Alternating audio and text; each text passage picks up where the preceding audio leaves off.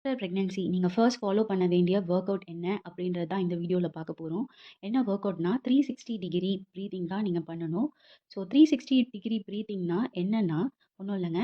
Inhale and exhale மட்டும் தான் பண்ண போறீங்க. ஓகே. இன்ஹேல் பண்றப்போ உங்களோட பெல்லி ஃபேட் வந்துட்டு நல்லா வெளிய தெரியணும்.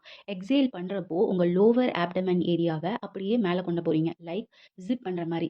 ஜிப்ப கீழ இருந்து மேல கொண்டு வருவீங்கல்ல, அதே போல உங்க லோவர் அப்டமன மேல கொண்டு வர போறீங்க. எக்ஸேல் பண்ணிட்டே.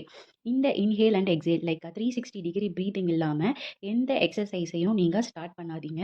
ஸோ இப்போ யாருக்காவது டயஸ்டாட்டிஸ் ரெக்டை அப்படி இருக்குன்னா, அதுக்கு குடுக்குற ஒர்க் அவுட்ஸ் எல்லாம் 360 டிகிரி பிரீத்திங்கோட பண்ணா மட்டும் தான் உங்களோட அந்த கேப்ப ரெடியூஸ் பண்ண முடியும். ஆர் எல்ஸ் உங்களால அந்த கேப்ப வந்துட்டு ரெடியூஸ் பண்ண முடியாது.